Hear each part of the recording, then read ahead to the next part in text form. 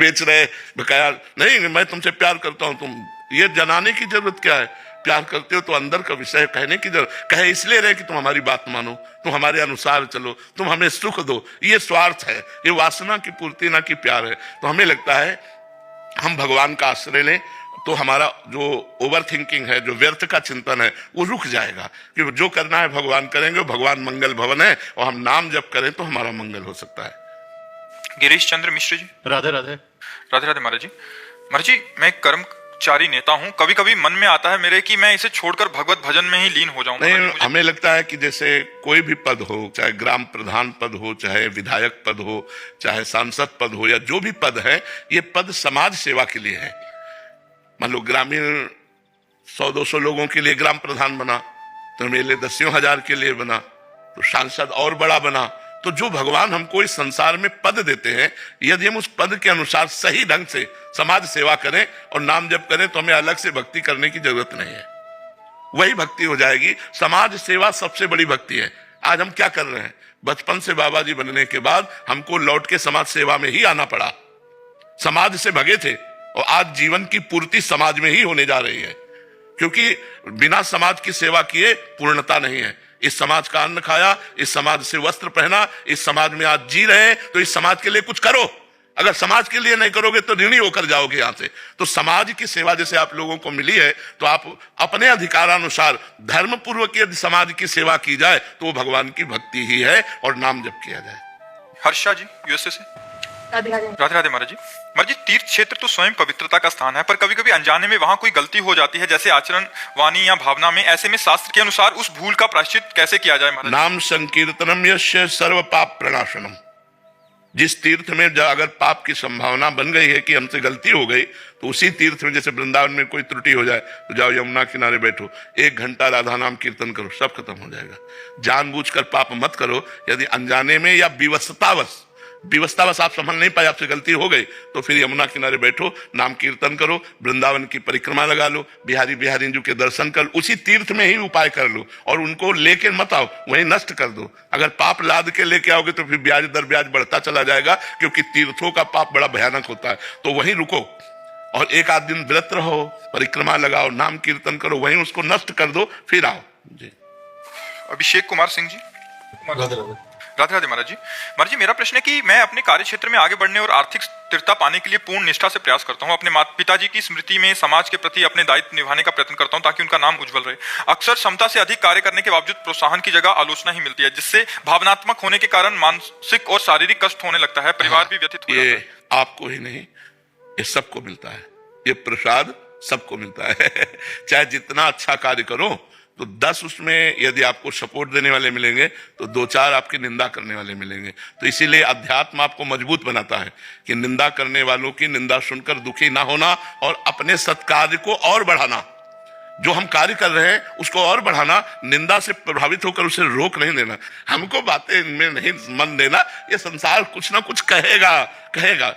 हमको अपनी मस्ती में चलना है यार। जो कोई बोले बोलने दो, अपना गलत नहीं करना, अपने को सबका सम्मान करना, सबको आदर देना है। अध्यात्म यही सिखाता है। और हमारा कोई अपमान करे तो हमें दुखी नहीं होना और अपने सत्कर्म में चलता रहना, तभी तो आप जीवन सही यापन कर पाओगे। अगर ये विचार रखोगे कि हमको सब लोग सपोर्ट करें, तो सब लोग सपोर्ट नहीं करेंगे। गुरुजी, सपोर्ट नहीं चाहिए, पर मन में जो कष्ट होता है उसके अध्यात्म से हटाओ, नाम जप करो, विवेक के द्वारा, विचार के द्वारा उसको काट दो और नाम जप करो, हृदय में आनंद रहेगा। शक्ति जी, माता जी, हरिद्वार से।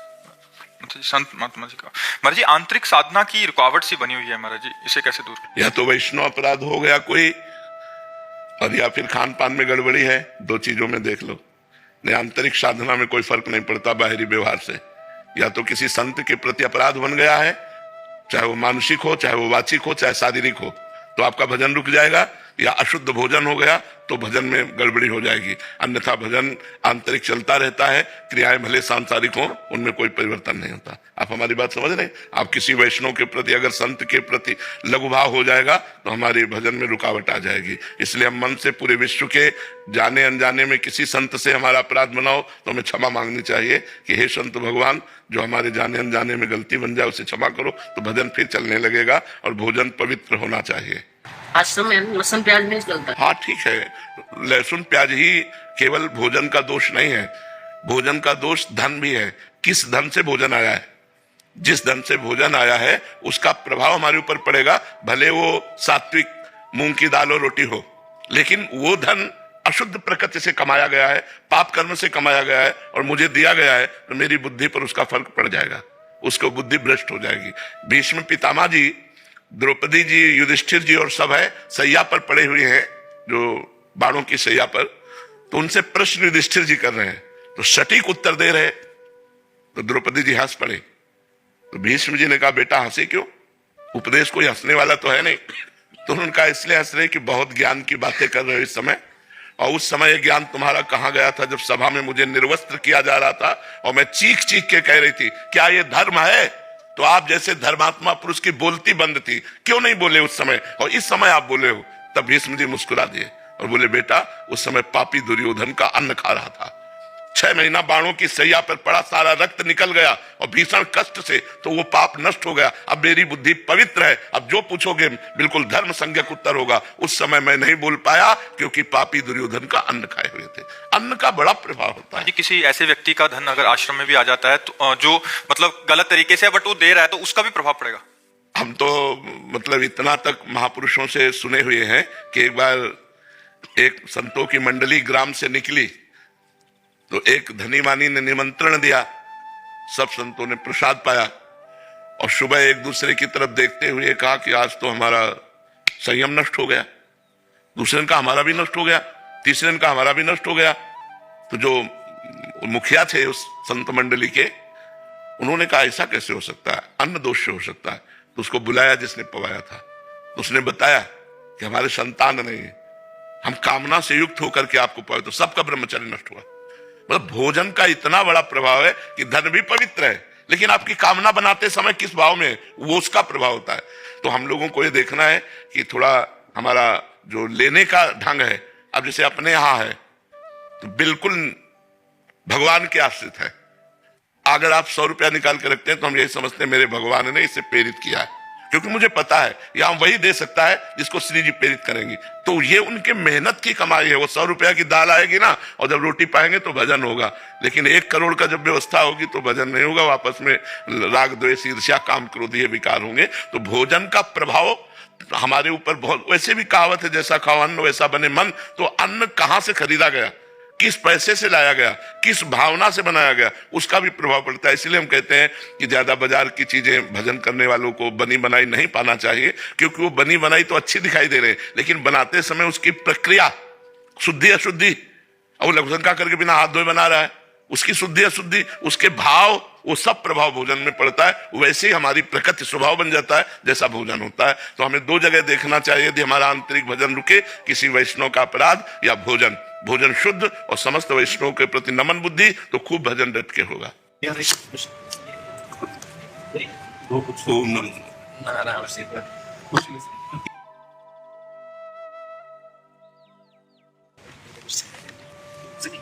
स्वामी जी को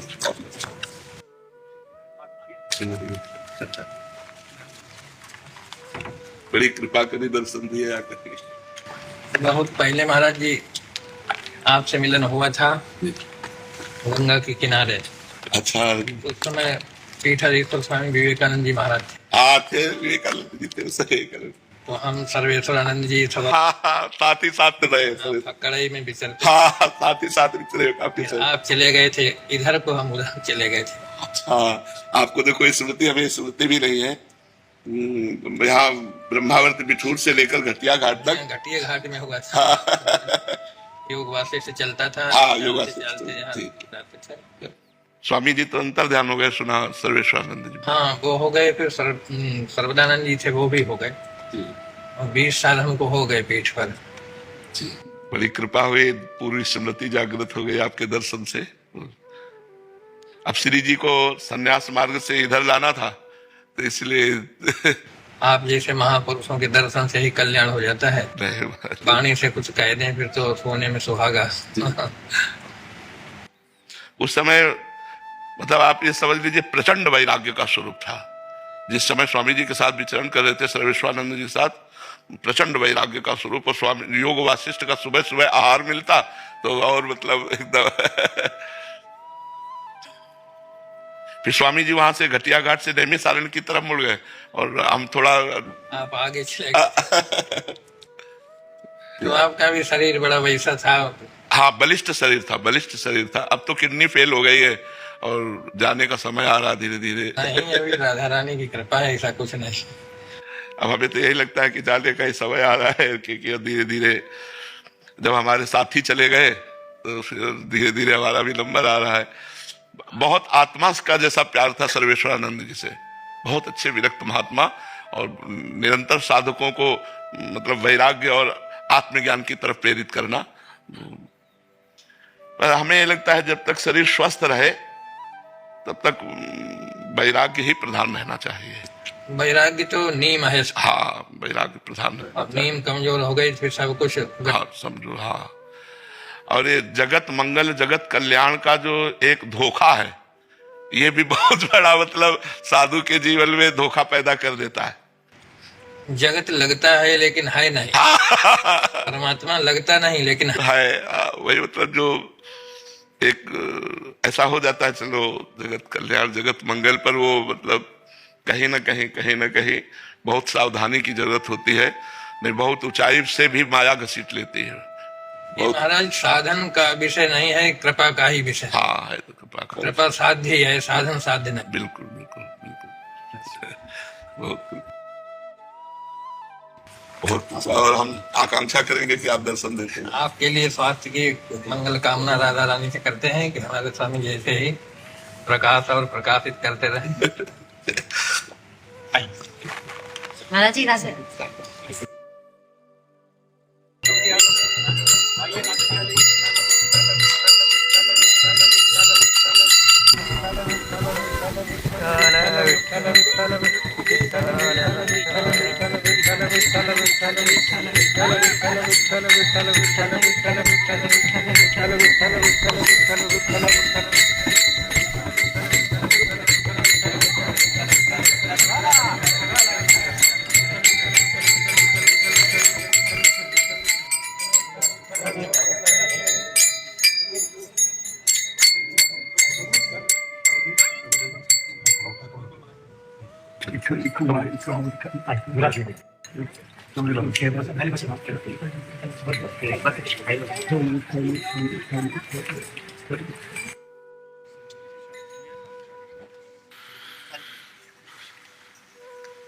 कृपा के सब वैष्णव पुत्र पटिया।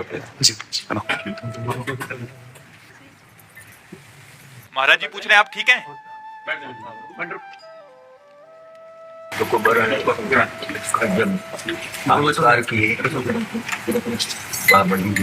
सापडविले वाटी जाता गंगा मस्तकी तो जाना ठेवला और क्या कहे मुझे पावशर तूप देना चाहे भोजना मागती तुप पावशर लेकिन पड़ला विसर स्वप्न में वो मैं भूल गया तूप वो घी देने का था वो मैं भूल गया वो भूल गया वाला तुप आपको आप देने के लिए पावशेर वहां से लाए वाला है।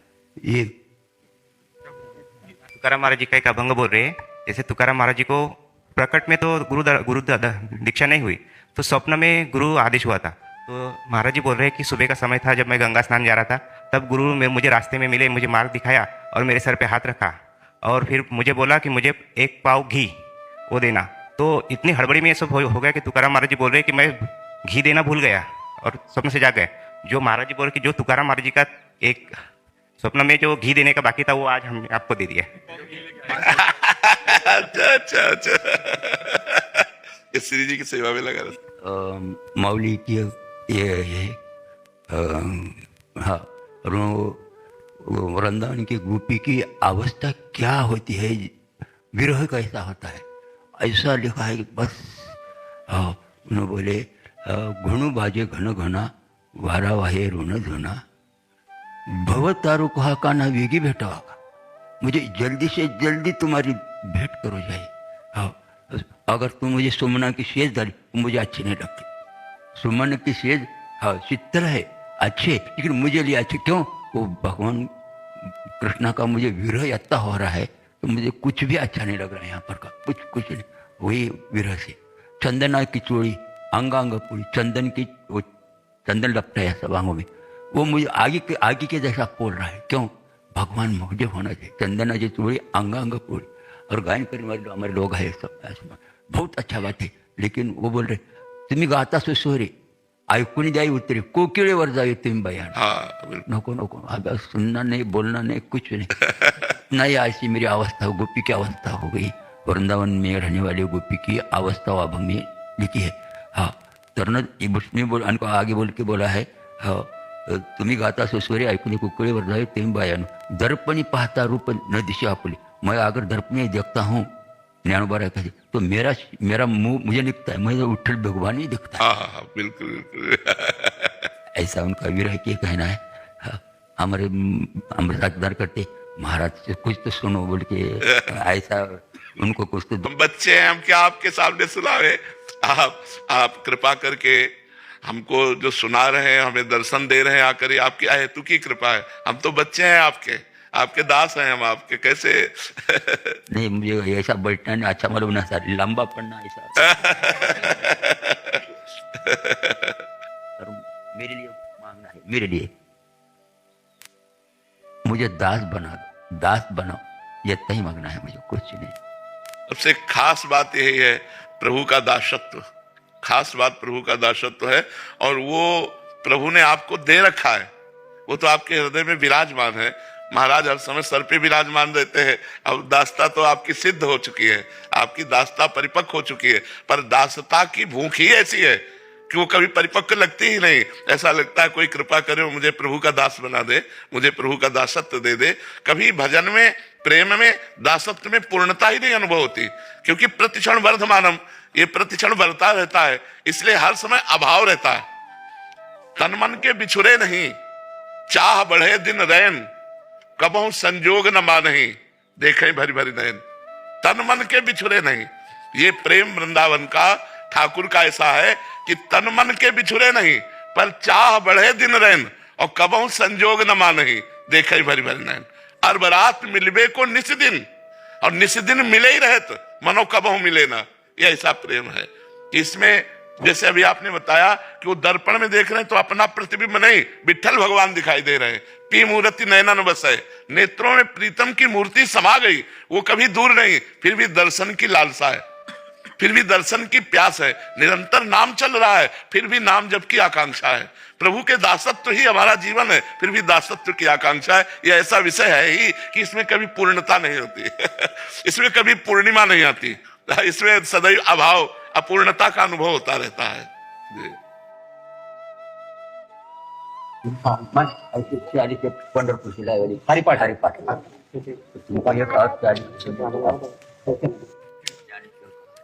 ये हमारे लिए लाए। हाँ, तुम्हारे लिए अभी 40 30-35 बार तुमको अभी ये नाम का मतलब बाबा जी माता जी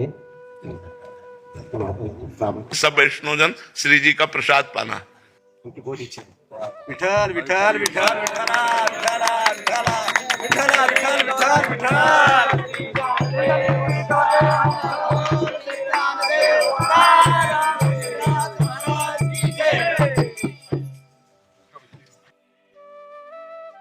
हर समय नाम में लगे रहो, सबसे बड़ी साधना है कलयुग में केवल नाम। वैसे चौजुग चौश्रुति